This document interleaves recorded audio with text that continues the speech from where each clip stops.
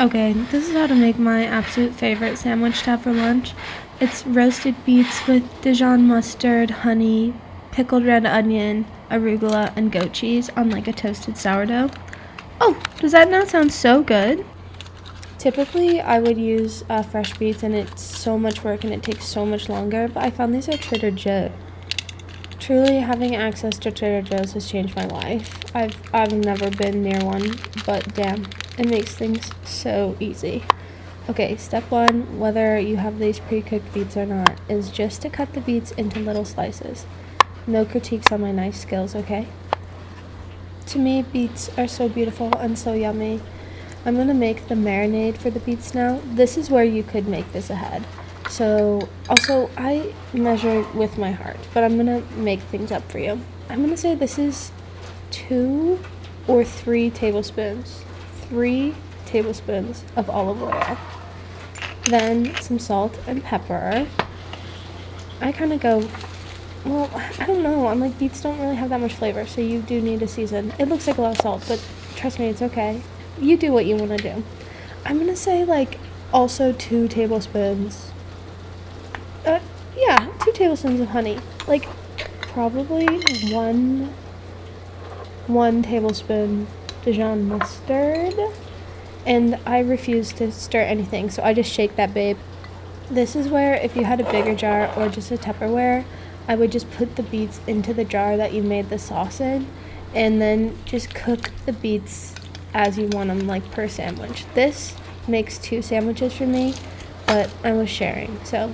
And then I'd cut up some red onion, but I didn't have red onion, so I'm using shallots, and I'm making like a quick pickle. Do you guys measure with your heart too, or do you just like actually measure and use recipes? I feel like I was always taught to measure with my heart, and like I think that just comes with cooking a little bit.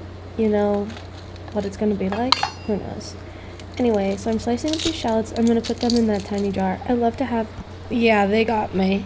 Anyway, I love to have some pickled red onion, or I guess at this point shallots on hand, because I just love to put them in things.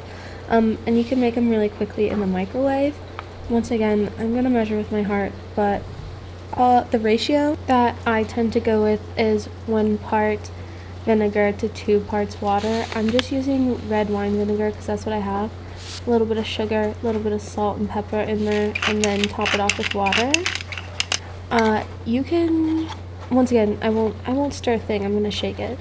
And then I'm going to put this in the microwave for 1 minute to pickle them.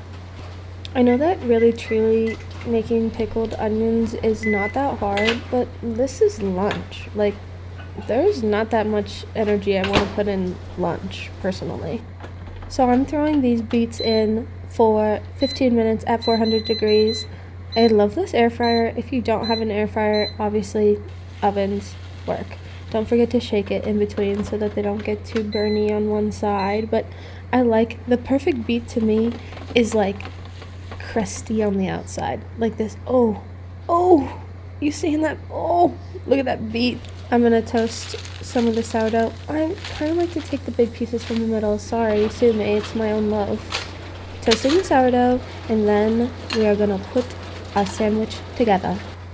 Okay, what you'll need here is some honey, your pickled red onions, goat cheese, mayo personally, and some arugula.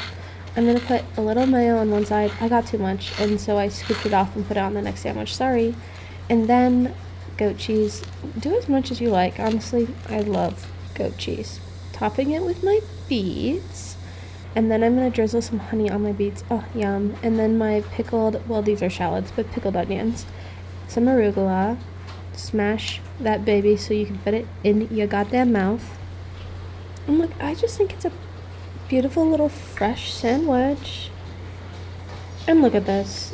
I'd call this a happy customer, babe. I love the sandwich. I eat it almost every day. Sorry. Yum.